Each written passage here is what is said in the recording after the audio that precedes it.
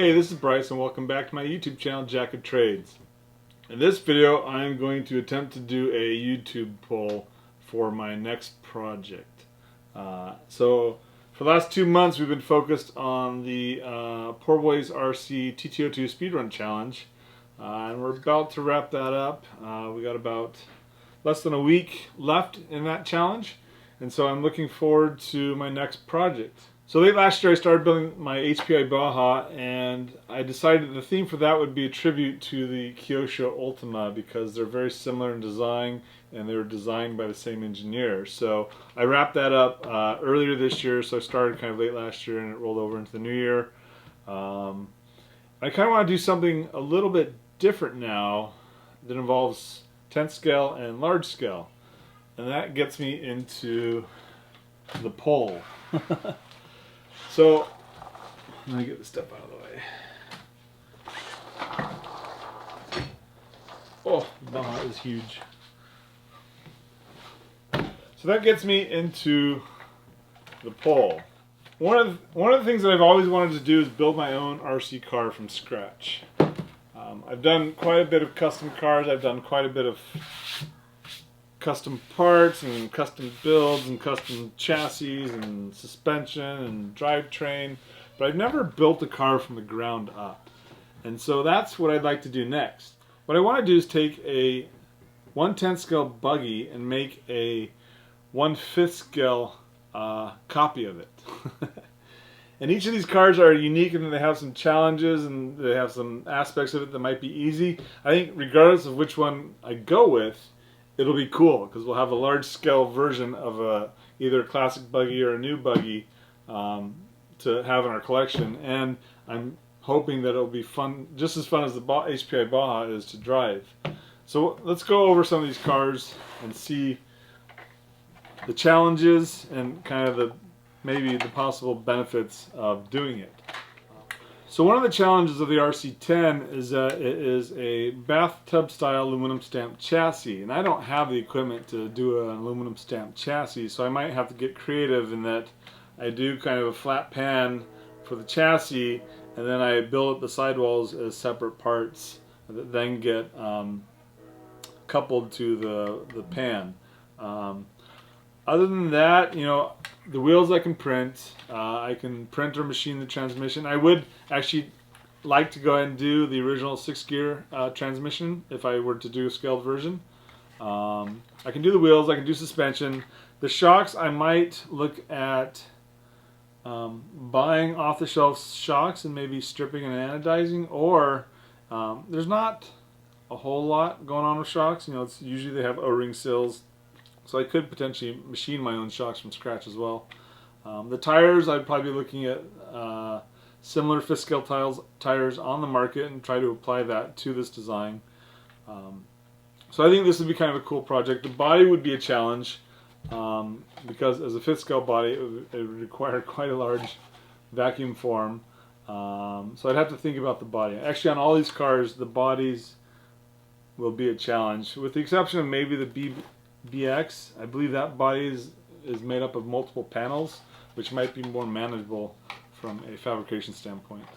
So that is the RC-10, the gold pan. Alternatively to the gold pan, we could do the graphite version as well, which would be an easier chassis to pull off because you just do a carbon fiber pan and then you'd have to come up with something for the front kick. So that might be an option, but I'm not going to put that in the poll. So the first one is the classic team associated RC-10. So the next one, and this is actually kind of what inspired me, is doing a 5th scale version of the Yokomo YZ-10. This is a fairly straightforward chassis design that it is comprised of a upper and lower deck that are flat. The kick is built into the front and rear bulkheads, so that would be kind of a relatively simple part to 3D print or possibly machine. These are made out of either aluminum. I think these are aluminum in the 91s. If this is a 91, I don't remember the year of this, unfortunately. I'm too lazy to go back and look at my records. Or I could machine that out of aluminum as well. Same with the rear bulkhead.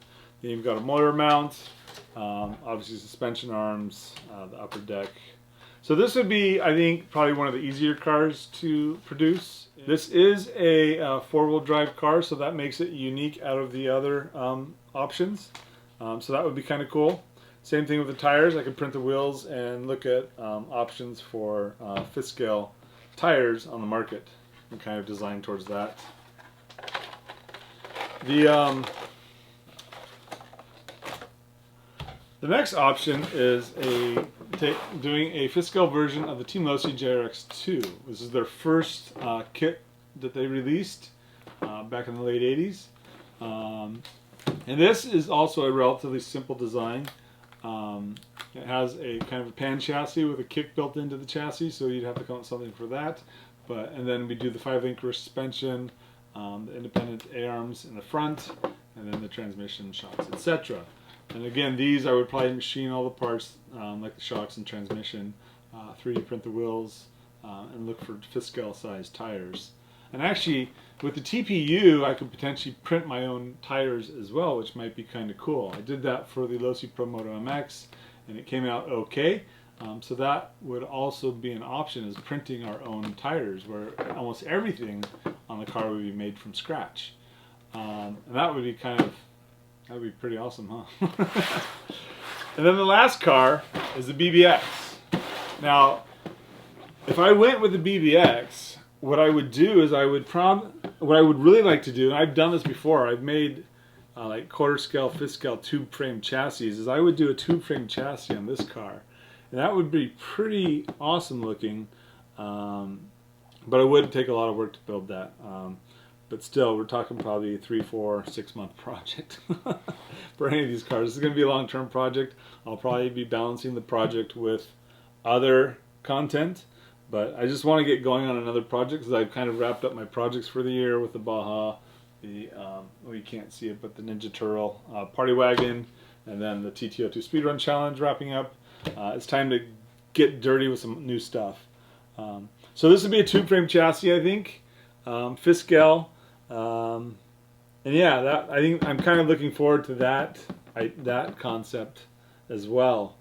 I think if I had to choose, my favorites would be either the Yokomo or the BBX, and these are kind of interesting, and they're iconic, so they kind of have that going for them.